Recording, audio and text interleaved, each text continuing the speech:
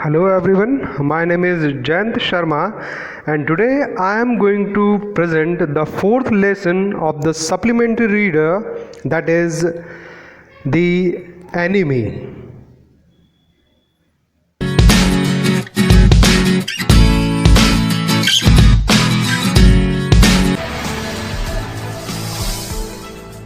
The Enemy. Here is a summary of the story The Enemy by Pearl S. Buck. The story opens at the house of Dr. Sadao Hoki, a highly successful Japanese surgeon and scientist who had studied medicine in America. Sadao's house was located on the Japanese coast. He lived there with his wife Hana, their 2 children, and several servants. Sadao and Hana had met in America but were married with the approval of Sadao's father only after they returned to Japan. One day, from their veranda, the couple saw a man being violently flung to the beach by a wave. They rushed down to help him, afraid that he might be a fisherman in trouble. As they turned him over, however, they realized that he was not Japanese. In fact, he was an American, a prisoner of war who had escaped. Sadao noticed that the man had a bullet wound and was bleeding profusely.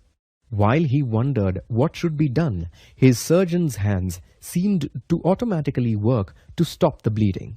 Sadao and Hana contemplated throwing him back into the sea. It would be the easy way out. For if they kept him, they would get in trouble for sheltering an American. But if they handed him to the police, he would eventually die. Seeing his state, neither Sadao nor Hana had the heart to hand him over. Eventually, they carried the man into their house. Once inside, Sadao took a closer look and realized that the man needed to be operated on. Again, they were conflicted. Why operate and save a white man, their enemy? As they mulled over this, they decided to get the man cleaned first. Sadao left the room and Hana ordered one of the servants to wash the man. The servant, however, refused to wash a white man. As Hana reluctantly cleaned the man, Sadao returned carrying a surgeon's emergency bag.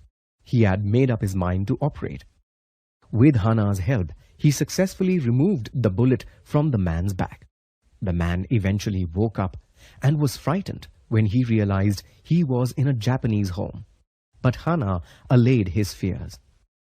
Over the next few days, Sadao and Hana nursed the man, but were otherwise cold towards him.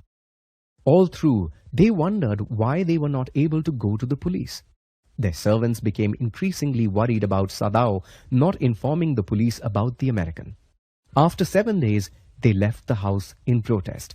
Hana and Sadao bore this stoically. That day, Sadao was summoned to attend to the old, ill Japanese army general. Sadao decided to come clean with the general and told him about the soldier. The general could not allow Sadao, the best surgeon in Japan, to be arrested. So he offered to send assassins to kill the white man and dispose of the body. Sadao agreed to the plan. He waited for 3 nights for the assassins, but no one came. Finally, on the 4th day, Sadao decided not to take any further risk. He told the young soldier, who had regained strength by then, to take his boat and row to a little island off the coast. From there, the man could escape on a Korean fishing boat. The young man was reluctant to leave, but he left that night and was never seen again. A week later, after the general recovered from a surgery, Sadao informed him that the prisoner had escaped. The general confessed that he had forgotten to send the assassins. Afraid of being suspected of treason, he pleaded with Sadao to keep the lapse a secret. Sadao agreed happily.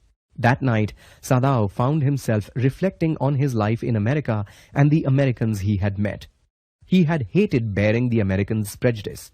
He could not feel thankful even to his American landlady who had taken care of him when he had influenza. Then he remembered the young soldier and pondered on his inability to kill the young white man.